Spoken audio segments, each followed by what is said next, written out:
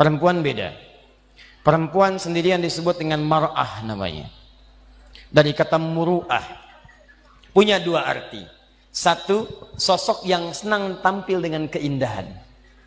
Muru'ah. Jadi kalau laki-laki senang dengan kekuatan, sesuatu yang nampak kuat, latihannya silat, latihannya ini, itu. Perempuan tidak. Senang dengan keindahan. Anda mau berangkat ke kantor, ada sebagian tidak tersetrika, Anda biasa. Tapi kelihatan istri, papa ganti. Setrika dulu. Anda berangkat ke masjid, pakai pakaian biasa saja. Perempuan ikut pengajian, seragam. Arisan, beda. Penampilan, lain. Bahkan kadang-kadang sebelum berangkat, nanya dulu kepada Anda untuk minta pendapat. Papa, besok pengajian Ustadz Adi, kira-kira gaunnya yang mana ya? Yang hijau atau yang biru? Oh. Kata Anda, hijau bagus mah. Ah, kayaknya biru deh. Oh. Dia nanya, tapi udah punya jawaban.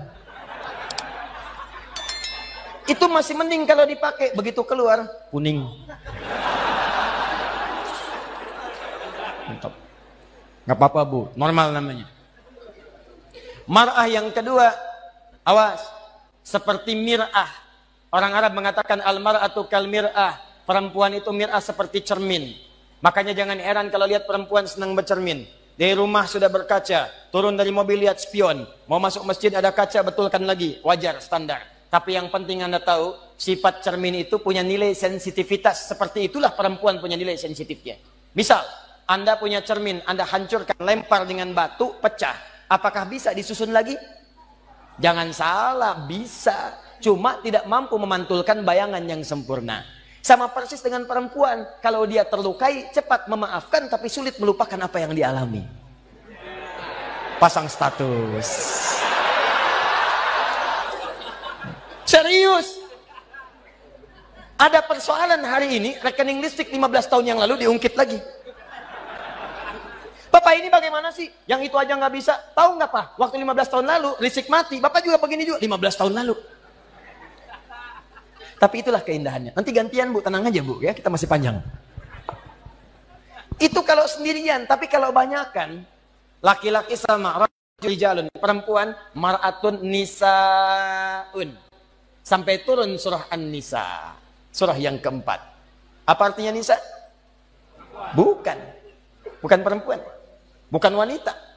Perempuan. Surah ibu-ibu, mama. Apa diantaranya yang paling penting? Ayat 34, paling kiri sebelah atas. Kenapa disebut dengan An-Nisa? Dari kata nasa diantaranya. Sifat yang mudah kemudian tersentuh dan mudah mencurahkan apa yang dirasakan. Suka cerita. Dan kadang-kadang yang diceritakan hal yang seharusnya tidak dibuka. Kata Allah, "Fassalihatu qanitatun, hafizatun lil ghaibi bima hafizallah." Perempuan salihah itu taati Allah dengan menaati suami pada yang baik-baik. Yang kedua, jangan membuka aib keluarga pada orang lain setelah Allah menutupnya. Jadi kalau Anda tidak buka aib di rumah tangga, tugas laki-laki, tugas perempuan sama. Jangan buka aib. Sepanjang tidak dibuka, Allah tutup sampai dengan kiamat. Kata Nabi, ada kejadian malam hari, maka selesai, siang jangan terbuka. Ada kejadian siang hari, selesai, malam jangan terbuka. Allah akan tutup sampai kiamat. Tapi kalau ada aib rumah tangga terbuka, keluar. Maka kata Allah, jangan salahkan yang menyebarkan. Kamu sendiri yang salah. Saya sudah tutup, kenapa kamu buka? Bima hafizallah. Allah yang tutup, kalian yang buka. Nah ini kadang-kadang tidak sadar. Karena perempuan punya sifat berbagi, suka cerita. Sependiam apapun kalau sendirian. Kadang-kadang kalau sudah bertemu temannya, kumpul cerita. Sifatnya pengajian, begitu kumpul bertemu dengan kawan, mulai bertanya, "Ukhti apa kabar?" "Baik." "Sehat?" "Sehat." "Suami bagaimana?" "Di situ masalahnya." "Masalah." Ih, nggak nyangka ya? Nyangka. Kumpul. "Ada apa? Ada apa?" Yang satu misah. Saya tidak mau lah." "Kenapa?" "Tidak, itu dosa. Jangan seperti yang itu ya. Itu tuh begini. Nah, sama. Itulah humazah. Sejak dulu sudah ada. Dari sejak zaman Nabi Yusuf. Nabi Yusuf itu anaknya Nabi Yakub. Nabi Yakub anaknya Nabi Ishak. Nabi Ishak anaknya Nabi Ibrahim. Dari Sayyidah Sarah. Dari sejak dulu sudah ada perempuan yang suka kumpul-kumpul. Suaminya sibuk kerja ngumpulin harta. Perempuannya kumpul-kumpul. Saking kumpulnya itu sibuk membicarakan orang lain. Ada yang ganteng dibicarain. Nabi Yusuf ganteng dibicarain. Iya ya, ganteng-ganteng Nabi ya. Iya, orang sekarang ganteng-ganteng serigala. Dulu ganteng-ganteng Nabi. Ngobrol, ada. Cuman buat ngobrol doang, duduk, datang ngobrol, minum, pulang lagi. Oh mazah. Jeng, bagaimana bisnis suami? Begini. Ih, kok cuman segitu ya? Kita mah kemarin dapatnya suami lumayan loh, 10 kali lipat dari yang kamu dapatkan. Cuman gitu doang. Humazah. Alladzi jama'a malahu wa addada, yang suaminya sibuk cuman ngumpulin harta dunia saja, nggak pernah mikir akhirat. Bekal akhirat nggak ada. Nanti kita akan lihat apa bekal akhirat. Nggak pernah mikir, yang penting dunia. Kerja, harta, rumah, mobil, uang, dolar, semua kumpulkan. Maka yang seperti itu kata Allah, kamu mesti ingat ya, orang yang sudah berpikir begitu saat di dunia, saya akan siapkan neraka paling spesial saat di akhirat. Namanya Hutamah. Neraka Hutamah ini beda dengan neraka biasa. Cara disiksanya, maaf sekali, diikat. Padahal neraka yang paling ringan, tapi seringan-ringannya neraka juga. Ya, seringan-ringannya neraka. Jangan coba-coba nih. Ya. Itu ada di Quran surah keempat ayat 56, paling kanan sebelah atas. Itu yang paling ringan di neraka. Innal ladzina kafaru bi ayatina sawfa nuslihim nara. Orang-orang yang ingkar kepada ayat-ayat kami, nanti kami masukkan ke neraka. Paling ringan kami tarik ubun-ubunnya. Nusli kami celupkan ke dalam api neraka. Dicelup, kayak bikin teh celup. Teh celup itu kan naikkan, turunkan, naik, turun, naik, turun, naik. Jadi ada orang yang paling ringan masuk neraka, ditarik ubun-ubunnya, kemudian dimasukkan ke neraka, celupkan. Begitu dicelupkan, hancur semua, angkat lagi.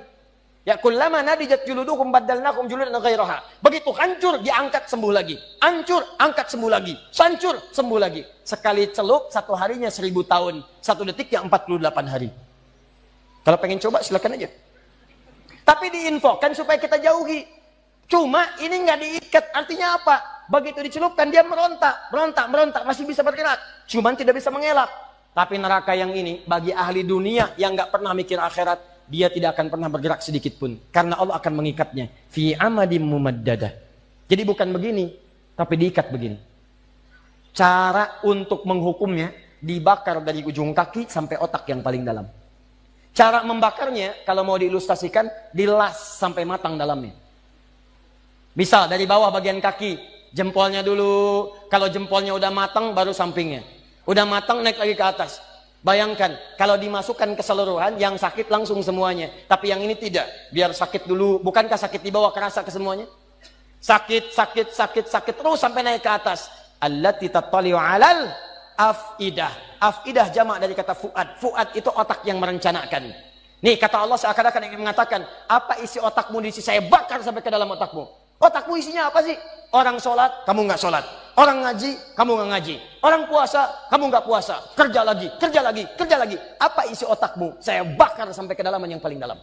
Nih. Awas hati-hati.